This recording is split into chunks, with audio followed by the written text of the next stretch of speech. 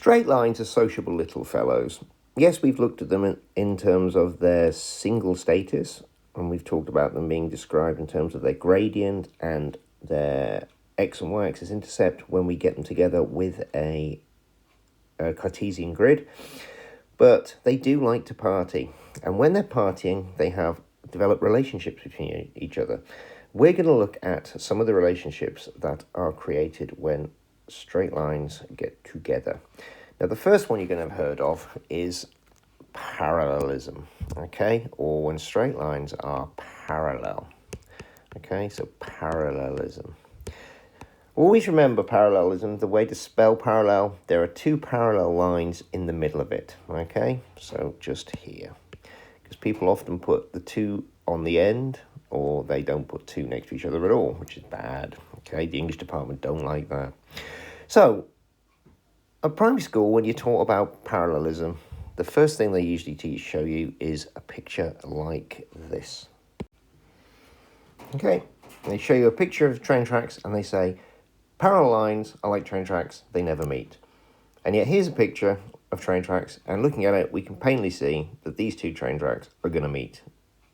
Okay, now it's a bit of a con here, because the reason they're going to meet is this is a two-dimensional or a flat picture of train tracks that exist in the third dimension. Okay, so the only reason they're getting closer is because they're getting further away. Okay, and this gives us what's called point of perspective, which artists amongst you will know all about. However, it does generate a point that I'm trying to prove here, that you must always be very careful about how you view rules in maths. Maths is a discrete and a complete language, okay, which means that there can't be any exceptions. So if we look at the idea that parallel lines are lines that never meet, is that true all the time? To help you, I've drawn a diagram of two parallel lines. One's blue and one's red, and here they are. Yes, have you asked that question yet? Where's the blue one?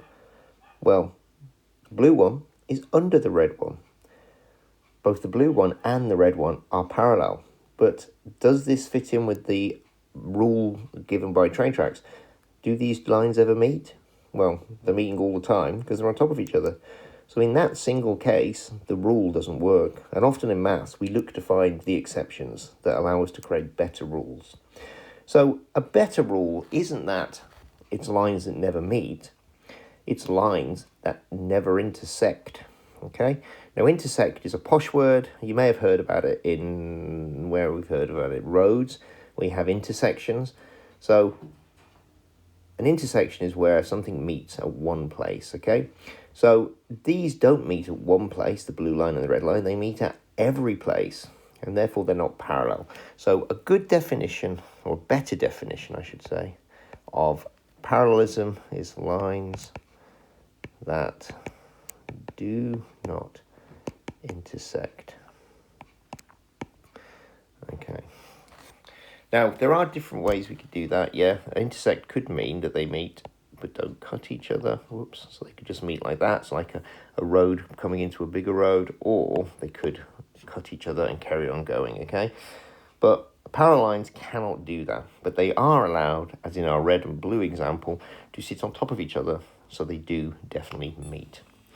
Now, the reason that's not a very good way of describing the behavior of parallel lines is because it's not particularly mathematical. So let's look at a better mathematical description, but it still relies us to think about trains. Choo-choo! So here are our two parallel lines that were on top of each other. They've now had a bit of a tiff and have separated a bit. But why do they tell us to think about railway lines? Well, railway lines are used to hold railway wheels. The wheels on the train engines and on the carriages. And the reason that they exist is to keep the wheels the same distance apart. Because if the wheels move backwards and forwards, got closer together, further apart, the train would be A, unstable, and B, probably crash. So a better definition using the idea of railway lines is not that it's lines that never meet. It's that they are kept the same distance apart and the same distance apart at their shortest distance, okay? So it's points on each of the lines that are kept the same distance apart at their shortest distance between them. Okay, so that's length x, that's length x, and that's length x. And that works for all situations. So x, the distance between them, could be 1,000,000 miles, it could be 20 centimeters, but it could also include the exception we talked about in the first thing. X could be 0, so they could be on top of each other. So a better definition of parallel lines are lines that are equidistant, which means equally distant from each other,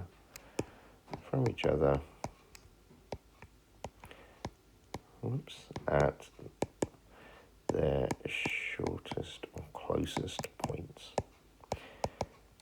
Okay, and the reason we have to add the shorter points in is because there's always someone who goes, yeah, but if I've got a point there and I've got a point there, this is longer. Okay, so that's why we do it. So that's a better definition. That includes all lines, including ones that are on top of each other. Now, often it pays to look at things in mathematics from different viewpoints. So we've now got a really good definition of parallelism in terms of distance between two lines, but it often helps to have another definition, looking at it in a different way or from a different perspective. Okay, and to do that we need our old friend, the Cartesian grid frame. So here are our two friends, the red and blue parallel line. We'll call them R for red and B for blue. Okay, so we have our two lines here. Now we know from all the y equals mx plus c stuff we did, we can look at their intersections of the y-axis. So here we've got intercepting at 4, here we've got intercepting at -4. Intercepting at -2 on the x-axis, +2 on the x-axis, and we could work out the gradient. And it's the gradient that's going to give us our second definition of parallel lines. Because one of the definitions of parallel lines is that they have to have the same gradient. They have same slope. And if you think about it, that makes sense. Because if two lines slope at the same rate, they're never going to meet, are they? If one's more slopey than another, eventually it will meet the other one. So let's see if this is true. So these two lines are parallel, so let's work out the gradients for them. And remember how to do that. We know that the gradients are the difference in the y, dy, over the difference in x, dx. So our formula for gradient, okay, represented by the letter m, equals dy over dx. So to do that, we need 2 points on the line, because that's how we measure a gradient. So let's pick some points. Nice and easy, we'll pick the x and the y-axis intersections because we can see them very easily. But it doesn't matter, gradient's constant wherever you calculate it along the line. So let's do the red one first. So dy dx, sorry, is, oh hang on, we need to name them, don't we? So we'll call that A, B, we'll call that C and D. Okay, so dy dx equals the difference in y's, so ay minus by over ax minus bx. So let's see, what's ay? So a cuts through the y-axis at 0, take away, b cuts through the y-axis at 4, +4, and then ax, well, a cuts through the x-axis at -2, and take away, b cuts through the x-axis at 0, so that's -4 over -2, which equals 2. +2, and that makes sense to us because it's positive. We can see the line sloping upwards as you move left to right. Then let's look at the blue one. So the blue one is the same gradient formula, dy over dx equals the difference between the y's for points C and D over the difference between x's for points C and D. So let's see, cy, so where does C cut the y-axis? So it cuts the y-axis at -4. Take away dy, well, dy cuts it at 0, over cx, so c cuts the x-axis at 0, and D cuts the x-axis at positive 2. So take away positive 2. So that gives us negative 4 over negative 2, which shockingly gives us positive 2. So these lines are parallel because they both have the same gradient, a gradient of 2. And remember, gradient means for every one you go along left to right, you go up or down, depending on the sign, that number. So we can see for red, for every one we go along, we go up 2. For every one we go along, we go up 2. One along, up 2. And for B, it's exactly the same. For the blue line, same. Go along, oops, wrong colour. Go along 1, up 2, go along 1, up 2, go along 1, up 2, all the way along the line. So, another definition of parallel lines, and a very useful one when we're working with Cartesian grids and equations, is that lines are parallel if they have the same gradient.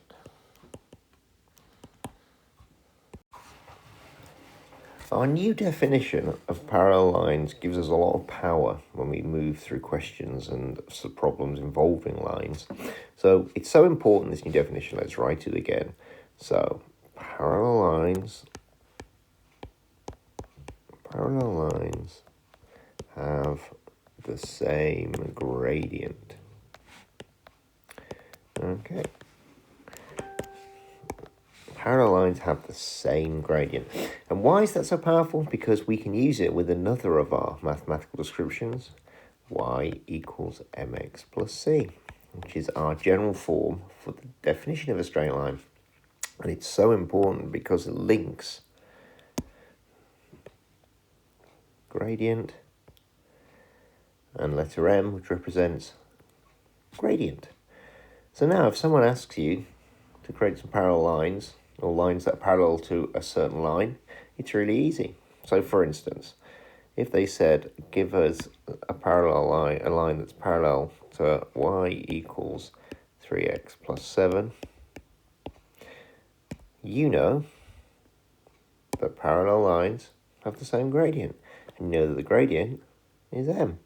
So all you've got to do is write that, or that, or that.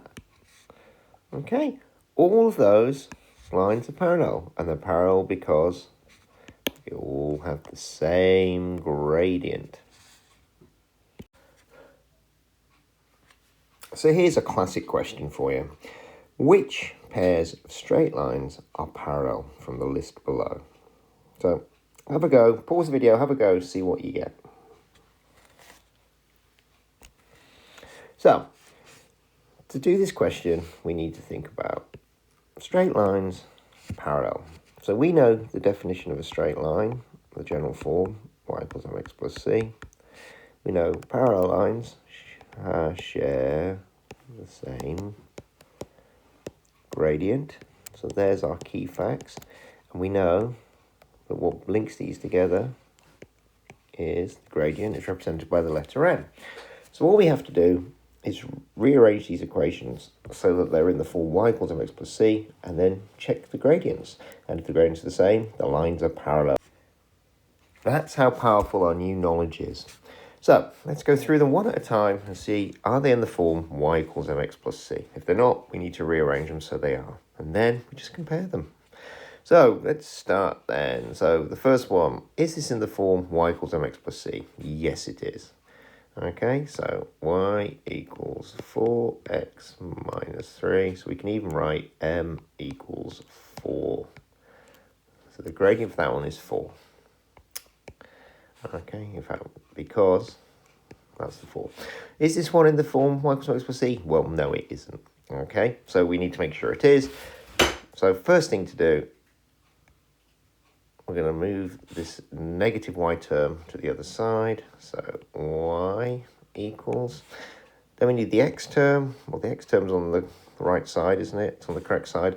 So we just leave that as minus 3x. And then this is a positive 3. So there's the 3.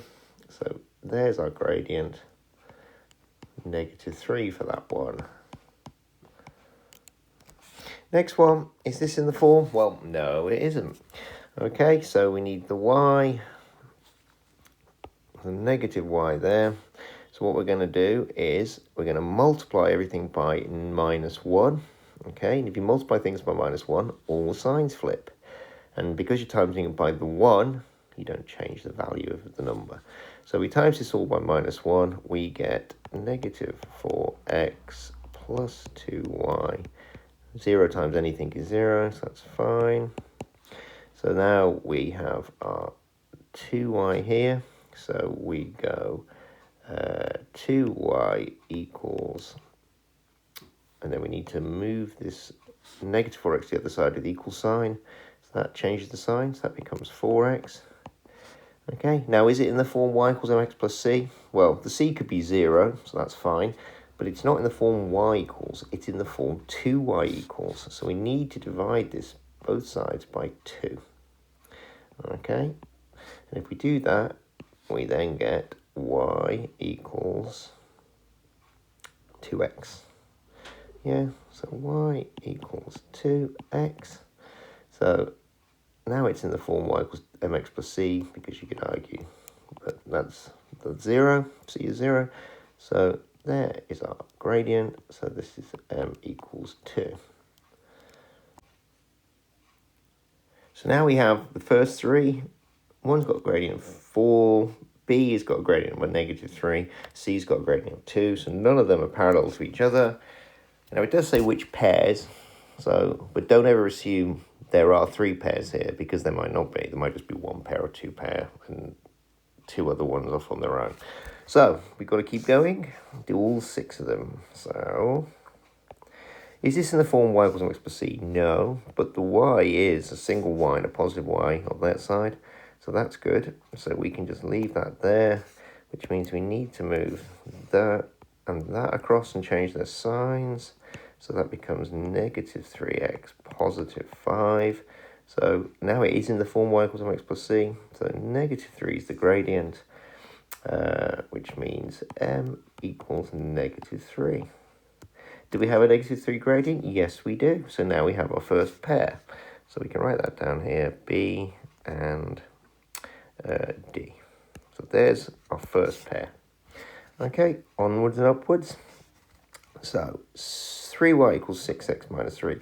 So it's sort of in the form y equals mx plus c. Yeah, you've got a y term on the left-hand side, then you've got an x term as the first term on the right, and a constant number as the second term. But it's 3y, not 1y. So we need to divide by 3. So we divide them all by 3. Okay, so 3y over 3 equals 6x over 3 minus 3 over 3. That gives us y equals 2x minus 1. So there's our gradient, m equals 2. There's the m bit. Do we have one with 2? Well, yes, we do. What a shocker. And that's C and E.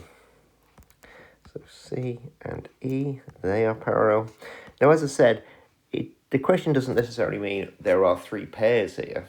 So you have to check the final one. Don't assume the final one is parallel to the one we haven't done, which is what A, because we've done B and D and C and D. So, is it in the form y equals mx plus c? No. Okay, we have a negative y, so let's times them everything by -1, flip it to a positive y. So then we end up with -4x plus y equals -3. Now we have the y on the correct side, so we're going to move the -4x to the other side, it becomes a positive 4x. So we have y equals 4x take away 3. Now it's in the form y equals mx plus c. There's m, which is the gradient, so m equals 4. Do we have one that's 4? Yes, we do. So we have A and F. And that's how we find out whether lines are parallel to each other or not when we have their algebraic definitions. As with many things in maths, though, when we get different entities working together, so straight lines, you often get the opposite behaviour as well in pairs. So we've been looking at lines that are parallel, which we indicate by a little bird's foot, to show they're parallel, so they will never intersect, okay, or they're equidistant from each other. However, the complete opposite is also an important mathematical property where they want to get down and jiggy. So we have one line, so let's call that L1, and we'll call that L2. So L1 might be minding its own business, whizzing along that way, and L2 goes, I don't think so. And it decides to cut straight through it at creating the shortest distance it can. Okay, and when it does that, it intersects it at right angles. And two lines that intersect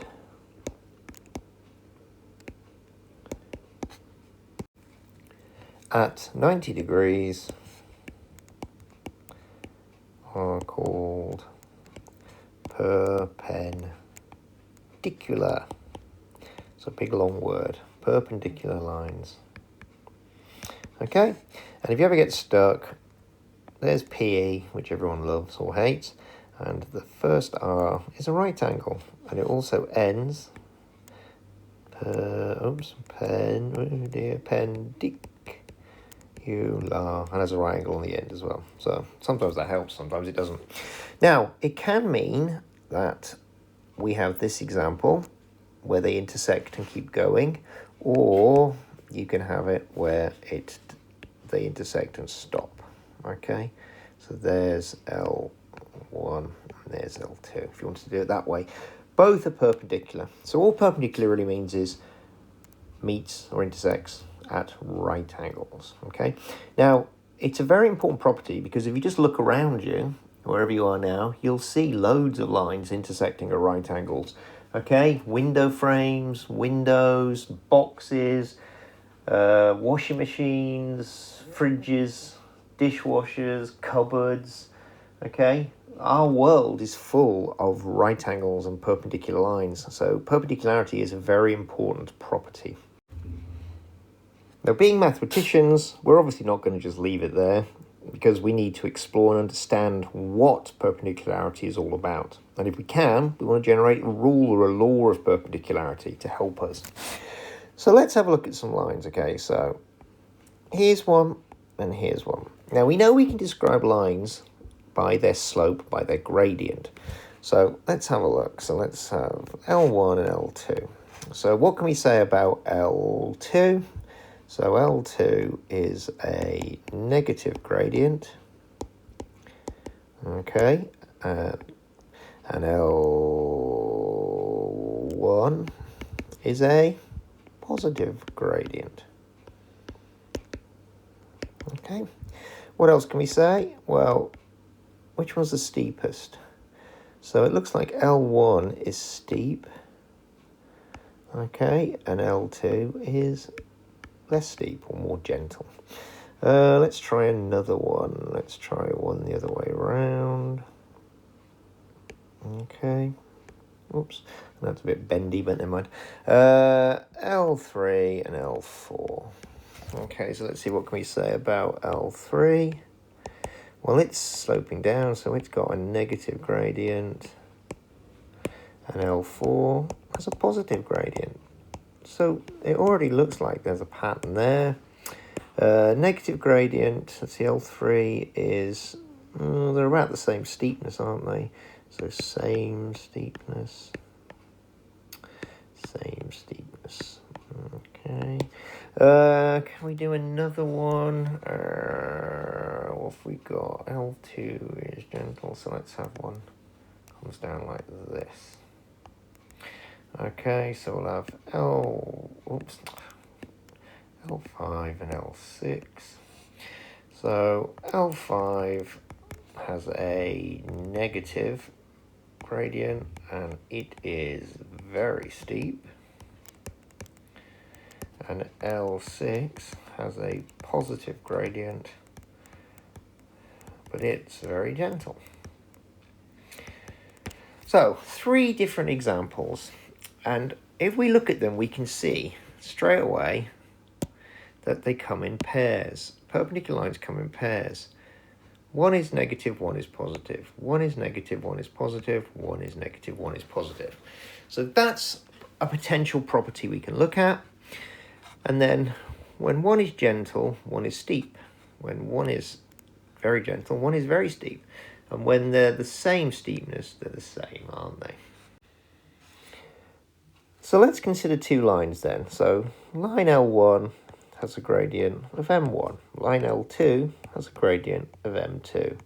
And they are perpendicular to each other. Okay. So we've already seen that it looks like when one is positive, one gradient is positive, the other's negative. So that's one relationship. Okay. So we could say if m1 is positive, there seems to be some sort of relation that the other one is negative. And also, the relationship seems to be that when one is steep, one is gentle. Yeah? And that's an inverse relationship. It's the opposite, isn't it? As one gets steeper, one becomes more gentle. So that looks like an inverse relationship is a reciprocal relationship. So it looks like that. Okay? And if we bring these together, we have a relationship that looks like this. There's the negative, which inverts the sign, the way the slope goes. And then as one gets steeper, one gets less steep. So we have a reciprocal relationship. And this is actually the rule of perpendicularity. Okay. And yes, I haven't shown you why in terms of the actual number facts, but that's something you can prove yourself. All right, because you should have already done that. So the rule of perpendicularity is that if 2 lines are perpendicular, then m1 is related to the negative of m2, like that, okay? Or, if we write it as an equation, m1 equals negative 1 over m2. All right, so that gives us, if we cross multiply, the product of the 2 gradients, if you multiply them together, comes to -1. Okay, now that's the rule of perpendicularity, but we don't tend to use that one. We tend to just remember this one. Okay, so as an example, if I have a gradient of, and let's do some here, so m1 and m2, let's write some gradients down. So let's say we have a gradient of 2, a gradient of negative a third, and a gradient of, no, it doesn't matter. So if we follow this, if m1 is 2, we're saying we've inverted the gradient or reversed the gradient, so the gradient of m2 is going to be that, and we flipped it over. Okay, so that is going to be a half. Okay, so we flip the sign, flip the fraction, if you like, because 2 is 2 over 1, isn't it? Negative a third, so flip the sign, it's positive, flip the fraction, 3 over 1. Okay, we could do a few more, be annoying. So what about a gradient of 2.5? So that's a bit annoying, that, because we need it as a fraction first. So we'd need to turn it into 5 over 2. Okay, and then we could work out its gradient, flip the sign, so it's negative, flip the fraction, 2 over 5. Okay, so that's how we relate the rule of perpendicularity. If you have a gradient of a line and you want to find out if it's perpendicular or create a gradient that's perpendicular, you turn the first gradient into a fraction. Okay, if it's a mixed number, you turn it into an improper fraction. Then you flip the sign and you flip the fraction or invert the fraction. That's how you generate perpendicular gradients or check whether a line is perpendicular to each other, to another line. Okay, so next thing we'll see if we can identify pairs of equations that are perpendicular or parallel, which is a classic GCSE question. Okay, so here we have a classic question. 6 equations, and we need to identify pairs of parallel perpendicular lines. So parallel perpendicularity requires us to understand what the gradient is. Okay, so the first thing we need to remember is that it all revolves around y equals mx plus c. We need these equations in that form so we can extract m and then we can check. If it's parallel, if two lines are parallel, the gradients will be the same, so m will be the same. If they're perpendicular, then one times the other will come to -1, or one will be the negative reciprocal of the other. Okay, so first job with any of these, work out the gradient. So let's look at the first one, A. So that's already in the form y equals mx plus c. In this case, c is 0, so we know that m is 2. Job done. Next one isn't in the format, so we're going to do a bit of rearranging. So we've got negative y on this side, so we'll times everything by -1 first to flip everything. Negative x 3x plus y negative 1 equals 0. And then we've now got a single y on that left-hand side, so we move the other two things to the right-hand side, and their signs will change. So y equals 3x plus 1. Now it's in that format, so we can see there's m, so m equals 3.